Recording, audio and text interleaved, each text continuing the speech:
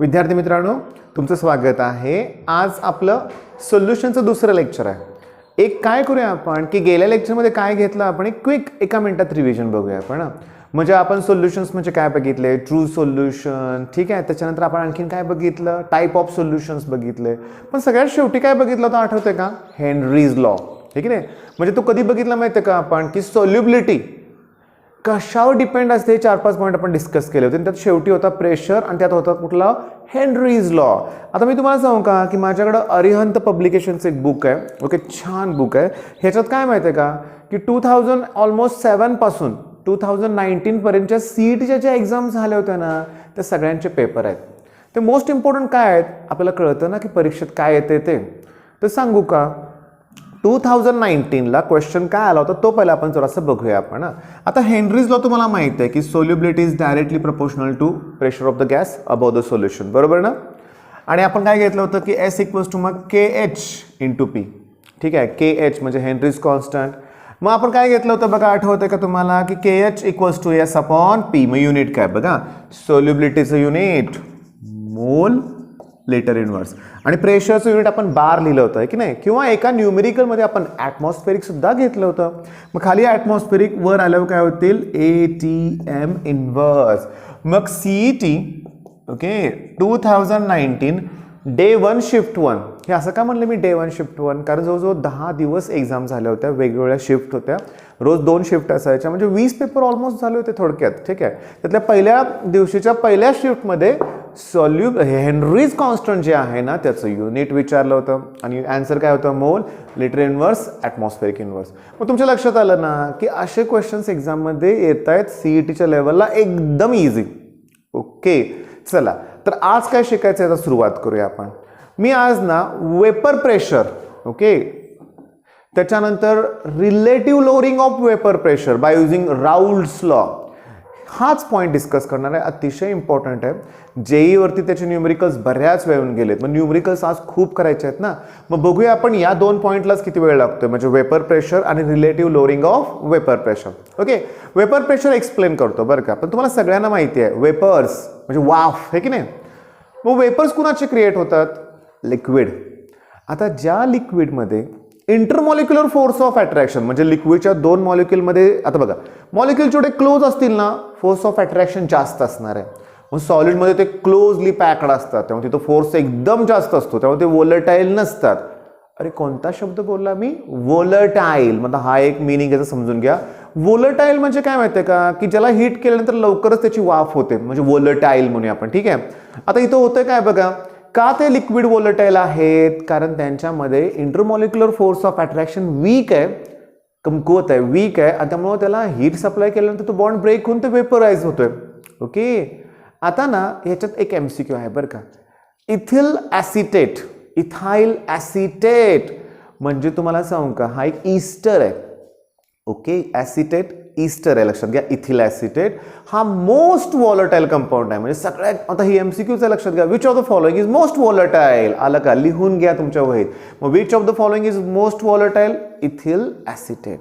Generally ना liquid हे बऱ्यापैकी वॉलटाईल असतात, पण तुम्हाला माहिती आहे का बघा, हे डिझेल, पेट्रोल, रॉकेल, हे जे आहे ना, पेट्रोलियम जेली, हे पेट्रोलियम प्रोडक्ट्स आहेत, पण कशापासून तयार करतात, क्रूड ऑइल, क्रूड ऑइल, ठीक आहे। आपण त्याला खनिज तेल म्हणतो, हे सौदी अरेबिया, इराक, इराण या ठिकाणी ते क्रूड ऑइल आपल्याला मिळतं, माहिती आहे। एकदम ब्लॅक कलरचं असतं, थिक असतं, लक्षात घ्या। मग ते वॉलटाईल आहे का, आहे की, पण लेस वॉलटाईल आहे, लक्षात घ्या। सांगा का लेस वॉलटाईल आहे, मग त्याचं रिझन काय आहे, की त्यांच्यामध्ये असणारा इंटरमॉलिक्युलर फोर्स ऑफ अट्रॅक्शन नक्की जास्त असणार ना। मग चला एक मिनिट, वॉलटाईल म्हणजे तुम्हाला कळालं वेपराइज होतोय। मोस्ट वॉलटाईल कोण आहे हे पण लक्षात ठेवलं आपण, ethyl acetate, okay, ethyl acetate, ठीक आहे। त्याच्यानंतर लक्षात घ्या, आता वॉटर आहे का वॉलटाईल, आहेच वॉलटाईल वॉटर। मग आता लक्षात द्या, मी एक फिगर ड्रॉ करतो, एक असं एक कंटेनर आहे म्हणून आपण, ठीक आहे, असं, आणि त्याच्यात आहे वॉटर, ठीक आहे। आपण फक्त फ्रंटला विचार करूया, पाठीमागचं 3 डायमेन्शनमध्ये नको बरं का। चला हे असं समोरून बघताना तुम्ही कंटेनर आहे, ह्यात वॉटर आहे, ठीक आहे, किंवा फ्लास्क आहे, त्यात वॉटर आहे, त्याला तुम्ही आता हीट प्रोव्हाइड करताय, खाली बर्नर आहे आणि हीट प्रोव्हाइड करताय। मग थोड्या वेळाने काय होणार, वेपरायझेशन स्टार्ट होणार, कारण वॉटर सुद्धा हे बऱ्यापैकी ना छान वोलटाईलच आहे, लक्षात घ्या, वोलटाईल आहे। ते वेपराईज होणार आहे. ओके, मग आता वेपराईज झाल्यानंतर ते जे वेपर्स आहेत ना, हे समजा वॉटर वेपर आहेत, हे कोणत्या डायरेक्शनमध्ये जाणार सांगा बघू. तुम्ही म्हणाल सगळे हा ते वर जाणार. ओके, वर जातील. अरे पण नाही, ते ऑल डायरेक्शनमध्ये स्प्रेड होऊ शकतात. याचा अर्थ ते इकडं इकडं इकडं जाणार आणि हे जे वॉल्स आहेत ना, कंटेनरच्या वॉल्स आहेत ना, त्याचे जाऊन ते धडकणार, ठीक आहे, स्ट्राईक करणार. याचा अर्थ ते त्याच्यावर प्रेशर क्रिएट करणार. म्हणजे हे वेपर्स आहेत, ते प्रेशर क्रिएट करतायत. म्हणजे तुम्हाला वाटेल चला तेच वेपर प्रेशर आहे, बरोबर. पण कंडिशन अजून सांगतो तुम्हाला. तुम्ही हीट प्रोव्हाइड करतायच, थांबलेलो नाही आहे आपण हीट प्रोव्हाइड करतोय, लक्षात घ्या. मग अशा वेळेस काय होतं माहिती आहे का, थोड्या वेळाने की वेपर जे त्यांची क्वांटिटी वाढलेली आहे. ओके, एक ठराविक लिमिटपर्यंत ते वेपर थांबवू शकतात. त्याच्यापेक्षा वेपर्स जास्त झाले की ते कंडेन्स होतात, लक्षात घ्या, आणि ते परत लिक्विडमध्ये कन्वर्ट होतात. मग एक स्टेज अशी येते की जेवढे वेपर तयार होत आहेत तेवढेच कंडेन्स पण होत आहेत. बघा, जेवढे वेपर्स तयार होत आहेत तेवढेच काय होत आहेत, कंडेन्स होत आहेत. मग ही प्रोसेस सतत तशी सुरू राहणार.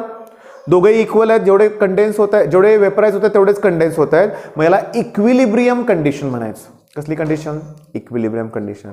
आणि या इक्विलिब्रियम कंडिशनला जे काय प्रेशर क्रिएट केलं जातं या वेपर्सकडून, तेच वेपर प्रेशर ऑफ लिक्विड म्हणूया आपण. मग आलं का लक्षात?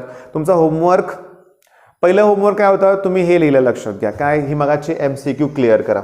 ओके, असं लिहा CET 2019 आणि हे युनिट विचारलं हे लक्षात घ्या.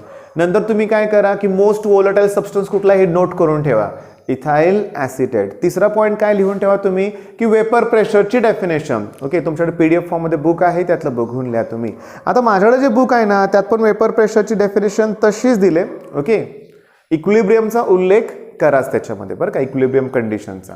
आता वेपर प्रेशरबद्दल मी तुम्हाला बोललो. ओके, आता आपल्याला ना राऊल्ड्स लॉचा स्टडी करायचा आहे, बरं का. मग आता कसं आहे बघा की राऊल्ड्स लॉचा स्टडी करताना एक छोटासा पॉईंट मी तुम्हाला एक्सप्लेन करतो, बरं का. फ्रॅक्शन म्हणजे काय या शब्दाचा अर्थ. ॲक्च्युली मोल फ्रॅक्शन तुम्हाला झालंय, बरं का, लास्ट इयरच झालंय. म्हणजे मोल फ्रॅक्शनचाच मला इथं यूज करायचा आहे. पण फ्रॅक्शन म्हणजे जरा समजावून सांगतो ना. आता समजून घ्या, इथं एक गॅल्व्हॅनोमीटर आहे. ओके, त्याच्यातून जो करंट पास होतोय तो IG, बरं का. इकडे एक रेजिस्टर आहे, ठीक आहे, त्यातनं जो करंट पास होतोय ते IS आहे. आणि हा टोटल इथून येणारा करंट I. मी तुम्हाला विचारलं fraction of the current flowing through galvanometer. Fraction of the current flowing through galvanometer. मला फ्रॅक्शनचा अर्थ सांगायचा का माहिती आहे का, कितीतरी फिजिक्सच्या टॉपिकमध्ये ना फ्रॅक्शन हा वर्ड सारखा येणार आहे. तर तुम्हाला सांगतो काय विचारलं तुम्ही, fraction of the current flowing through galvanometer. मग गॅल्व्हॅनोमीटरमधून किती करंट फ्लो होतोय, IG डिवाइड बाय टोटल करायचं. डिवाइडेड बाय काय, टोटल, म्हणजे ती फ्रॅक्शन असते. ॲक्च्युली फ्रॅक्शन म्हणजे आम्ही मराठीतून त्याला अपूर्णांक सुद्धा म्हणू शकतो आपण, ठीक आहे. पण तुमच्या आता हे फ्रॅक्शनचं लक्षात आलंय. मग मोल फ्रॅक्शन म्हणजे काय, आता थांबा एक मिनिटं. मोल फ्रॅक्शन ऑफ सॉल्यूट म्हणलं मी. बघा, आता करंट फ्लोईंग थ्रू गॅल्व्हॅनोमीटर तो वरती घेतला मी. Mole fraction of current flowing through galvanometer विचारलंय ना, तो वरती घेतला, खाली टोटल. आता मोल फ्रॅक्शन ऑफ सॉल्यूट विचारलंय, तर सॉल्यूटचे मोल वरती घ्यायचे ना, आणि डिवाइड बाय काय सांगा, टोटल नंबर ऑफ मोल्स. मग ते लक्षात आलं तुमच्या. मग चला आता वेळ न घालवता आपण आता राऊल्ड्स लॉ घेऊया. आता आपण विद्यार्थी मित्रांनो Raoult's law for a solution of volatile solute. Okay, आता लक्ष द्या, मला ना हा पॉईंट डिटेलमध्ये क्लिअर करायचा, कारण मला माहिती आहे JEEसाठी याचा इम्पॉर्टन्स खूप आहे, नीटसाठी पण आहे, इव्हन CET तर आहेच, लक्षात घ्या. तुम्हाला जर हे समजलं ना परफेक्ट, तर आपल्याला पुन्हा काहीच हा अवघड वाटणार नाही, याची मी तुम्हाला गॅरंटी देतो. आता समजून घ्या की हा एक फ्लास्क आहे आणि ह्याच्यात सोल्युशन आहे. पण एक लक्षात घ्या, सोल्युशनचे दोन कॉम्पोनंट घेऊया आपण, A1 आणि A2. ओके, पण एक लक्षात घ्या, दोघेही वोलेटाईल आहेत, बरं का. यातला एक सोल्यूट असणार आहे आणि एक सॉल्वंट. सॉल्वंट तर लिक्विड घेणार आहे मी, वोलेटाईलच असणार आहे. आणि सॉल्यूट जो आहे तो पण मी वोलेटाईल घेतोय, म्हणजे दोघेही लिक्विड आहेत. म्हणजे A1 A2 हे जे दोन कॉम्पोनंट आहेत ना, they are in liquid state. Okay, म्हणजे वोलेटाईल आहेत दोघं पण. आता होतं काय, तुम्हाला माहिती आहे, मगाशी बोललो तसं इक्विलिब्रियम कंडिशनला ते प्रेशर एक्झर्ट करणार आहे, आणि ते जे प्रेशर असणार आहे ते टोटल वेपर प्रेशर असणार आहे, हे दोघांनी मिळून एक्झर्ट केलेलं. अरे पण त्यात वेपर्स कुणाचे असणार आहेत, सॉल्यूटचे पण असणार आहेत, सॉल्वंटचे. म्हणजे ह्या दोघांपैकी A1चे पण असणार आहेत आणि A2चे पण असणार आहेत. आला का ध्यानात? मग तुमच्या लक्षात आलं का की that equals to P1 plus P2. म्हणजे P1 म्हणजे A1चं पार्शल वेपर प्रेशर. पार्शल या शब्द जर तुम्हाला कळतोय, ठीक आहे, टोटल नाही, पार्शल. मग A2चं पार्शल प्रेशर काय असणार आहे, P2. आता राऊल्ड्स लॉ काय इंडिकेट करतो माहिती आहे का, लक्ष द्या. राऊल्स लॉचं स्टेटमेंट असं आहे की हे जे पार्शल प्रेशर आहे ना ऑफ कॉम्पोनंट, ठीक आहे, वॉलेटाईल सोल्यूटचं म्हणून आपण म्हटल्यास, that is equals to product of vapour pressure of that pure component. म्हणजे सांगतो, लक्ष द्या की इथं काय तयार केलं आपण, सोल्युशन. आता समजा A1च घेतलं मी, लिक्विड आहे ना ते, प्युअर A1 घेतलं आणि काय केलं, त्याला वेपराईज केलं, तर त्याचं जे प्युअर कॉम्पोनंटचं वेपर प्रेशर आहे ते P1 नॉट आहे. पण हे जे पार्शल प्रेशर आहे दॅट इज इक्वल्स टू काय म्हणतोय राऊल्स लॉ, की that equals to product of vapour pressure of that pure component and mole fraction of that component. Mole fraction म्हणजे आता आपण बोललो होतो, ठीक आहे. मग प्लस म्हणजे PT equals to P1 not dot x1 plus P2 not dot x2.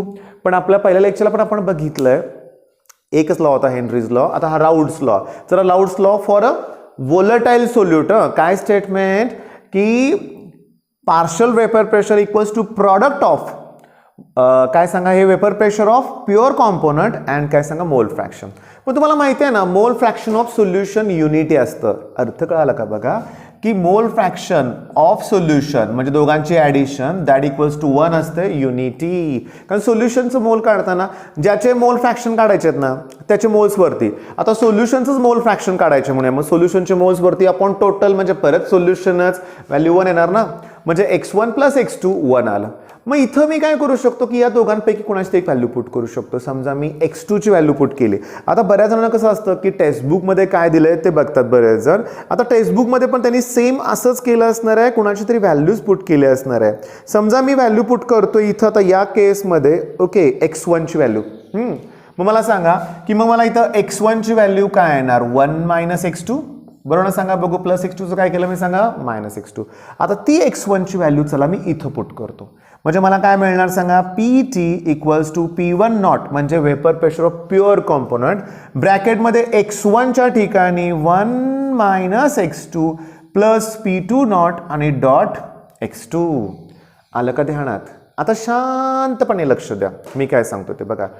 एक लक्षात घ्या की या केसमध्ये समजा ना प्युअर A1 आहे, फक्त प्युअर काय समजा A1च आहे, लक्षात घ्या. A2 प्रेझेंट नाही आहे. मग A2 प्रेझेंट नसेल तर x2 ची व्हॅल्यू काय येईल, 0.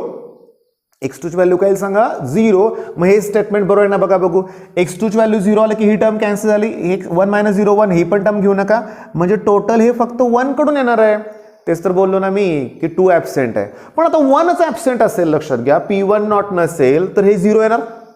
मग त्यावेळेस फक्त आणि एकटा P2च असेल, A2च असेल तर त्याचं मोल फ्रॅक्शन 1च येणार, लक्षात घ्या. इथं सोल्युशन नाहीच आहे, त्याच्यामुळे PT ची व्हॅल्यू P2 नॉट येणार. म्हणजे हे राऊल्स लॉचं स्टेटमेंट बरोबर आहे. आता लक्षात येतंय का बघा. आता मी काय करतोय बघा, की हे लिहून घ्या असं तुम्हाला म्हणत नाहीये, कारण तुमच्या टेक्स्टबुकमध्ये एकदम परफेक्ट दिलंय. मग आता एक्झाम ओरिएंटेड विचार करूया. एक्झाममध्ये क्वेश्चन काय येणार, तर एक्झाममध्ये क्वेश्चन्स 2 प्रकारे येणार. एक तर state Raoult's law for a volatile solute, ठीक आहे, आणि डिराइव्ह नेसेसरी एक्सप्रेशन 2 मार्काला येणार, आलेला आहे. दुसरा क्वेश्चन काय येणार, न्यूमेरिकल्स येणार. न्यूमेरिकलमध्ये काय देणार माहिती आहे का, मोठं न्यूमेरिकल असतं बरं का, लक्षात घ्या.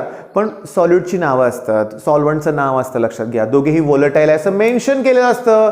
मग तुम्हाला total pressure exerted by them विचारतील.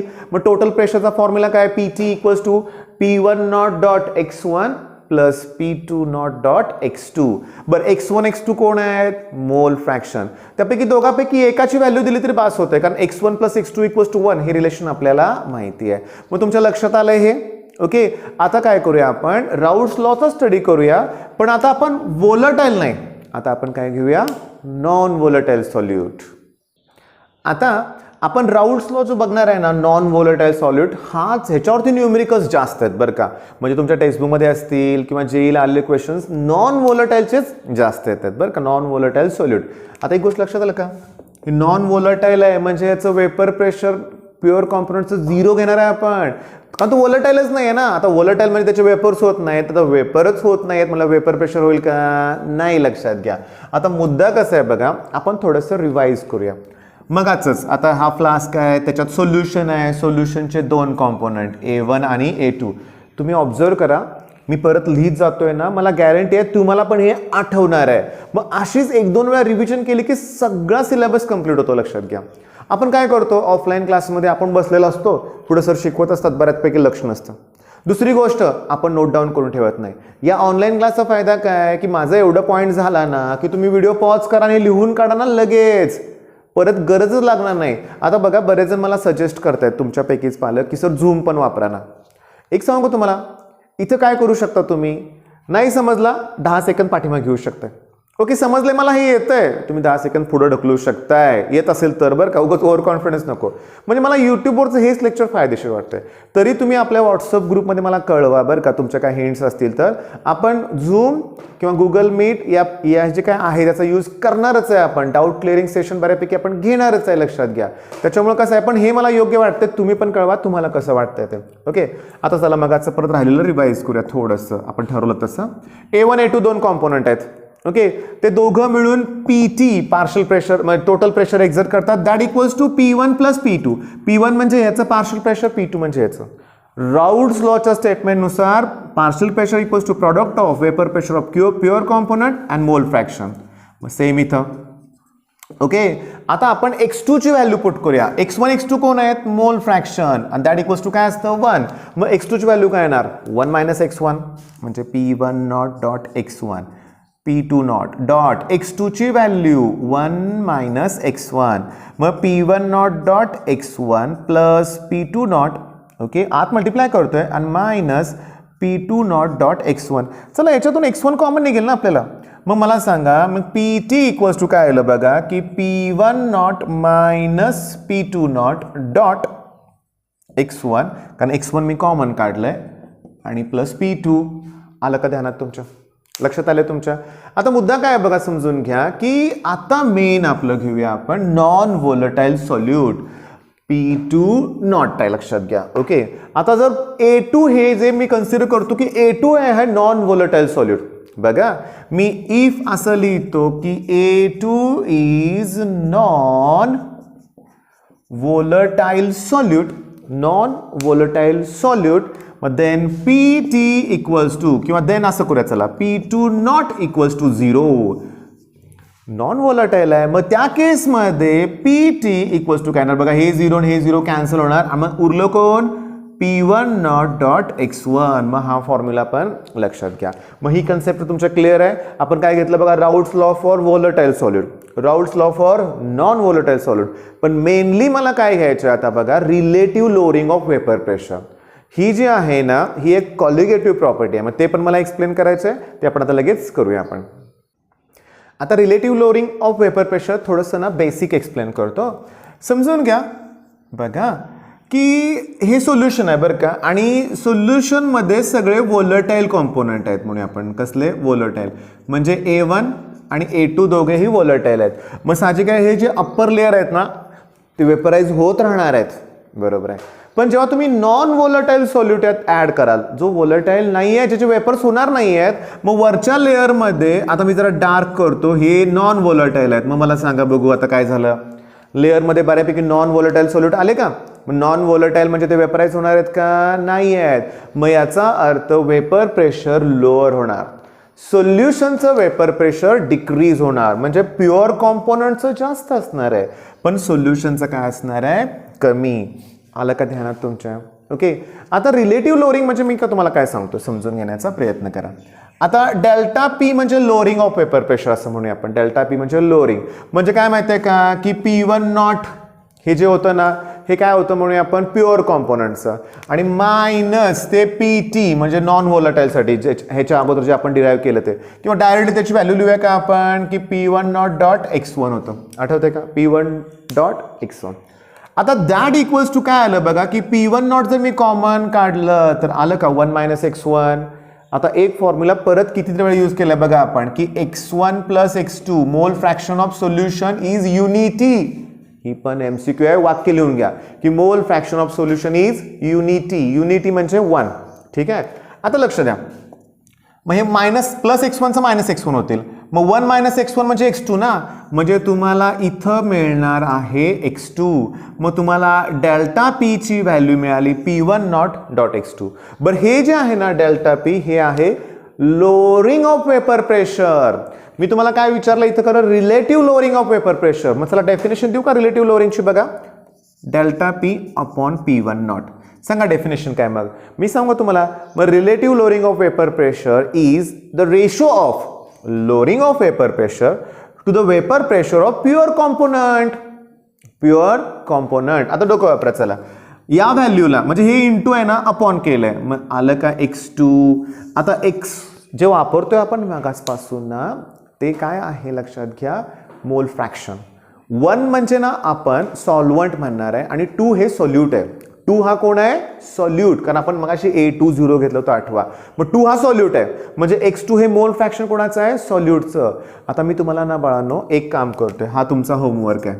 सॉरी ठीक आहे. हा नाही हा तुमचा होमवर्क आहे म्हणूया relative lowering of vapour pressure. मी सांगतो काय बघा राउल्ट्स लॉच आहे हा सुद्धा. मग Raoult's law states that relative lowering of vapour pressure is equal to mole fraction of solute in the solution. Mole fraction of solute in the solution. झालं का स्टेटमेंट. जे दिसते ते वाचायचंय ना. बघा या रेशोलाच काय म्हणतात relative lowering of vapour pressure. हे सिम्बॉल काय इज इक्वल टू x2 म्हणजे मोल फ्रॅक्शन कोणाचं आहे सॉल्यूट इन द सोल्युशन. आता लक्षात घ्या म्हणजे बघा relative lowering of vapour pressure is equals to mole fraction of solute in the solution. मग हे झालं स्टेटमेंट. ओके म्हणजे हा तुमचा होमवर्क आहे. हे तुम्हाला लिहायचं आहे लक्षात घ्या. आता मेनली काय बघा की मी समजावून सांगतो की N1 आणि N2 हे मोल्स आहेत म्हणूया आपण. N1 हे सॉल्व्हंटचे मोल आहेत आणि N2 हे जे आहे ना ते कोणाचं आहे म्हणूया आपण सॉल्यूटचं आहे. मग मी तुम्हाला सांगू का x2 चा फॉर्म्युला इथं लिहितो मी की मग x2 म्हणजे मोल फ्रॅक्शन. मोल फ्रॅक्शन कोणाचं सांगा सॉल्यूट. मग सॉल्यूटचे मोल वरती येणार आणि खाली टोटल येणार. आलं इथपर्यंत लक्षात. पण नंबर ऑफ मोल्स काढण्याचा फॉर्म्युला असतो given mass upon molar mass. मग N2 ला सुद्धा येणार given mass upon molar mass. चला हे नंबर ऑफ मोल्स काढायचे फॉर्म्युले आहेत. आता नेक्स्ट केस काय होतं माहिती आहे का. आता बघा सॉल्व्हंट हे नेहमी जास्त असतं त्यात तुम्ही थोड्या प्रमाणात सोल्यूट ॲड करता. याचा अर्थ N1च्या कम्पेअर करताना N2 ची व्हॅल्यू खूप स्मॉल असते त्याच्यामुळे इथं ते निग्लेक्ट करता येते. आता तुम्ही म्हणाल मग वर पण निग्लेक्ट का नाही करायचं. अरे वरती निग्लेक्ट केलं सर्व 0 होईल ना. वरचा नंबर निग्लेक्ट करता येत नाही आहे म्हणजे मी इथं N2 ला निग्लेक्ट करतो डिनॉमिनेटरमध्ये म्हणजे उरलं कोण फक्त N1.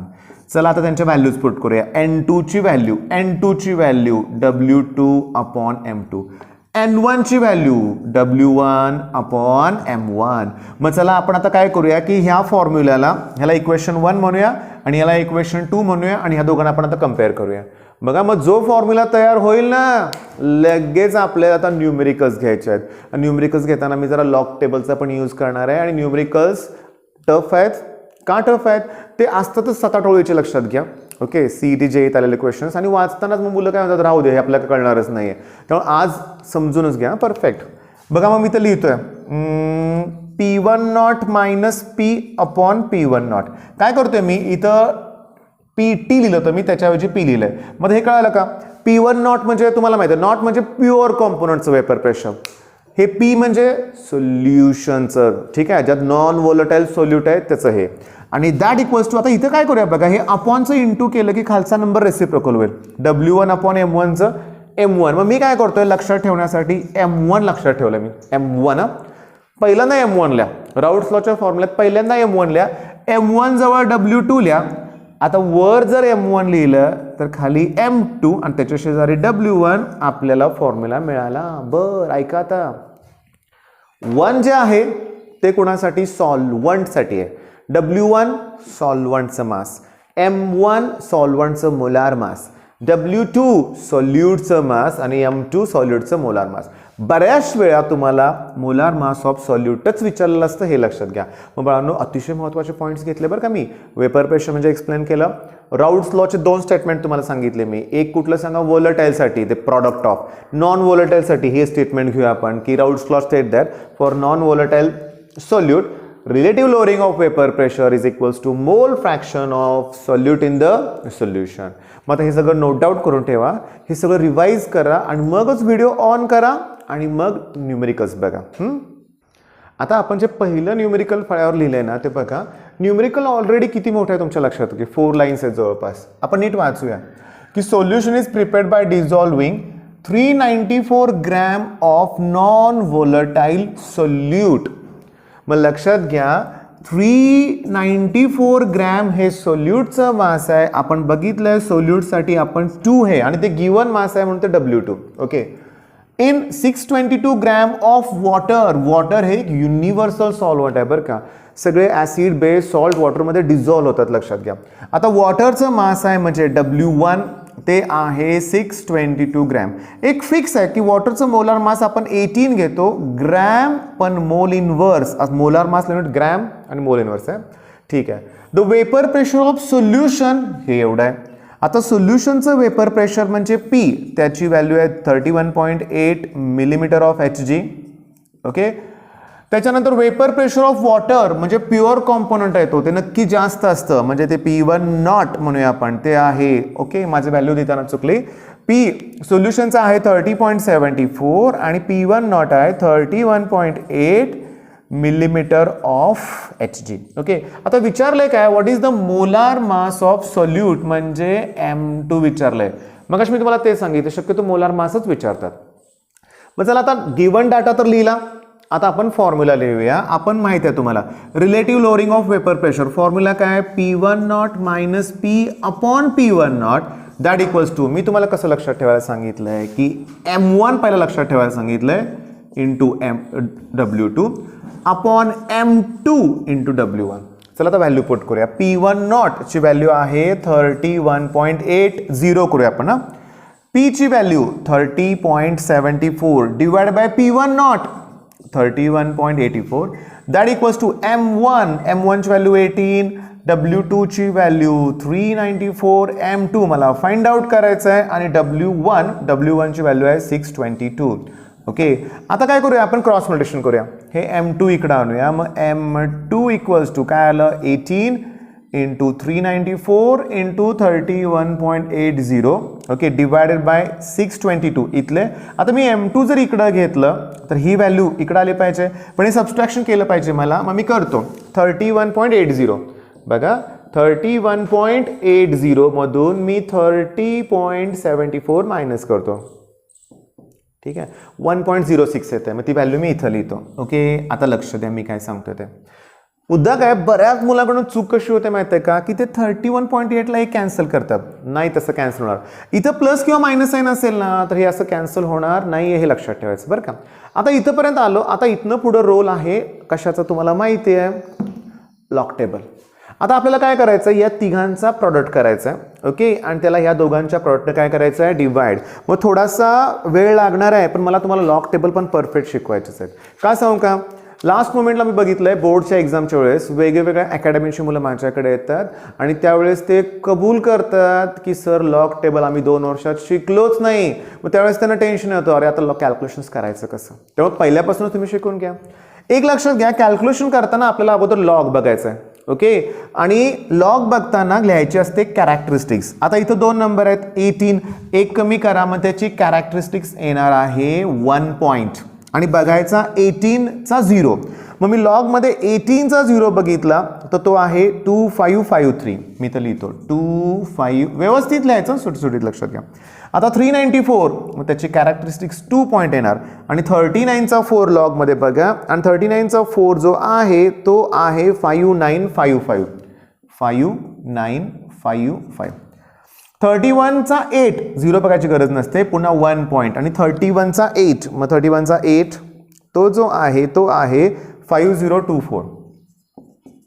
एक गोष्ट लक्षात घ्या, पहिल्या न्यूमेरिकलसाठी मी लॉग टेबलचं कॅल्क्युलेशन तुम्हाला एक्सप्लेन करतोय, प्रत्येक वेळेस नाही करणार ना. म्हणजे काय होईल माहिती आहे का, आपला वेळ वाचेल आणि जास्तीत जास्त न्यूमेरिकल्स कव्हर होतील. नाहीतर बघा लॉग टेबलचं कॅल्क्युलेशन तुम्हाला करून दाखवायचं म्हणलं तर 5 मिनिटं लागतात एका न्यूमेरिकलला किंवा कदाचित 5 पेक्षाही जास्त लागतील. तर नेक्स्ट तुम्हाला एक्सप्लेन केलं तर स्वतःहून तुम्ही करू शकता. आता तिघांचा प्रॉडक्ट आहे म्हणजे आपल्याला ॲडिशन करायचं आहे. म्हणजे 3 and 5 8 + 4 12, 5 5 10, 13, 10 15, 13 ठीक आहे काय 1 म्हणजे 1 + 1 2 4 आणि 5 मग 5.3525 चला ह्यांचा सगळ्यांचा लॉग झाला. पण आपल्याला या दोघांच्या पण लॉगची ॲडिशन केली पाहिजे ना, इथं प्रॉडक्ट आहे. मग याच्या ॲडिशनतून हे ॲडिशन काय करणार आपण मायनस आणि मग अँटी लॉग बघणार आहे. चला इथं आता 2.62चा 2 मग आता 62चा 2 आपण लॉगमध्ये बघूया आपण आणि तो आहे 7938. आता इथं लक्षात घ्या 1 पॉईंट आहे म्हणजे कॅरेक्टरिस्टिक्स इथं 0 येणार आहे आणि लॉग बघताना 10चं 6 आपल्याला बघावं लागणार आहे. मग 10चं 6 आहे 0253 हा 0 लिहिणं गरजेचं आहे. 253 चला याची पण ॲडिशन करूया. इथं 11 हे 6 3 9 पुन्हा 11 8 आणि हे म्हणजे मला मिळालं ही व्हॅल्यू. चला आता ह्याच्या ॲडिशनतून ही ॲडिशन मी मायनस करणार आहे म्हणजे मी हे 2.8191 इथून मायनस करतो. इथं 1 येईल, इथं 3 येईल, इथं 5 येईल, इथं 2 येईल. ठीक आहे. आता आन्सर लिहायचं आपल्याला. ठीक आहे म्हणजे मी इथं लिहितो की M2 = आता माझ्याकडे जागा नव्हती म्हणून मी तसं कॅल्क्युलेशन केलं. तुम्ही ह्याच्या पुढच्या बाजूला लॉगचं कॅल्क्युलेशन केलं तरी चालेल. स्टेपमध्ये लॉगचं कॅल्क्युलेशन घेऊच नका बरं का. आता बघा अँटीलॉग बघताना 53चा 4 आणि 1 मला बघायचं आहे. मग मी एक पेज चेंज करून अँटीलॉग ओपन करतो आणि 53 ओके इथं आहे 53 त्याचा 4 जो आहे तो 3420 आहे आणि 1ची व्हॅल्यू 1 आहे मग 3421 पण कॅरेक्टरिस्टिक किती आहे 2 त्यामुळे तिसऱ्या नंबर नंतर पॉईंट द्यायचा आणि मोलार मास आहे युनिट आहे ग्रॅम मोल इनवर्स. मी तुम्हाला सांगू का लक्षात घ्या हे 0.1 आहे ना ते लिहिलं नाही तरी चाललं असतं. लक्षात घ्या मी असं का सांगतो तुम्हाला मी सांगतो कारण शुगर सुक्रोज तुम्हाला माहिती आहे सुक्रोज आणि शुगर एकच त्यांचं मोलार मास 342 आहे 342 आहे आणि ती व्हॅल्यू त्याचीच आहे. म्हणजे या एक्झाम्पलमध्ये जे सॉल्यूट यूज केलं ना ते शुगर आहे ॲक्च्युली लक्षात घ्या. पण हे लिहिलं म्हणून मार्क जाणार आहेत का नाही याला पण तुम्हाला पैकीच्या पैकी मार्क मिळणार आहेत. न्यूमेरिकलचं वेटेज किती आहे 3 मार्काचं आहे थिअरीमध्ये आणि जेई नीटमध्ये किती मार्काचं आहे 4 हे पण लक्षात घ्या.